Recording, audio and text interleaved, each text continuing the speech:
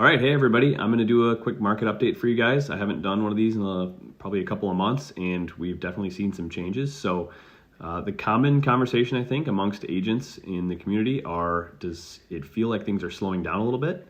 And I would say that, yeah, things have kind of not what you guys think in terms of a crash or any sort of change like that. But are we seeing the 100 showings per listing and 20 offers? No, not necessarily. We're seeing still good traffic and still multiple offers on some stuff, but it's definitely not what it was. So I have a couple of pieces of information on the screen over to my left, and I'm going to kind of read some of that stuff to you now. But there's three big things we're going to cover today. It's going to be the percentage of new listings that we've seen change, the percent in closed sales, and then again the percent in median sales price. Some pretty crazy numbers. So if we go back to March, when it was probably at its heaviest, we were down 12.1% in inventory. And just to give you guys an idea, we've been low on inventory for years. Like, a healthy market is about 3 months worth of inventory.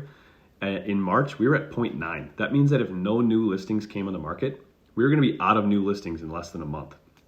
That's wild. And that's why you were seeing those prices get driven way up high in the multiple offer scenarios. So when I compare March to where we are today, we're actually up 11.3% in listings. And last month in May, it was up 2.9. So you're seeing a gradual increase in new listings, and likely for a few reasons. Mainly, people are probably realizing how much equity they have and they're trying to take advantage of it.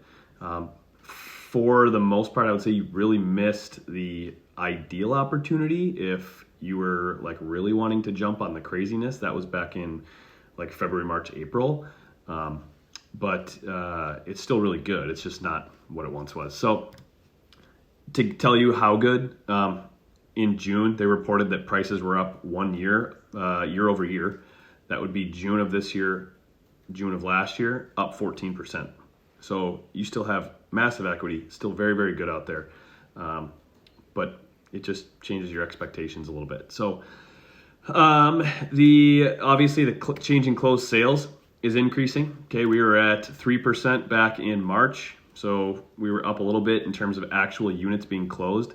We're way up now. And that likely has something to do with increased inventory too. The market is great to purchase. The problem is we don't have any houses to sell. So that's why some of these statistics are kind of odd. But the numbers tell a story that is definitely true, which is as we get more listings, the change in closed units obviously is going to increase. And the change in sales price, while it's up, it's probably going to slow down a little bit. So really interesting stuff. The average sale price in the Twin Cities in the 13 county metro last year at this time was $350,000. This year it's $409,000. Now, keep in mind, a lot of that probably has to do with some new construction costs. As we've all seen all over the news and on media, the cost of materials and labor has absolutely skyrocketed. Finally, we're seeing that calm down a little bit, but that is going to be a big reason for that price increase as well.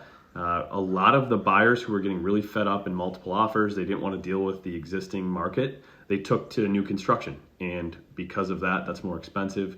That's going to drive those numbers up a little bit too. So anyways, some really interesting stuff. If I didn't cover some things that you guys want to know, feel free to comment below and I'll make sure I hit those next time.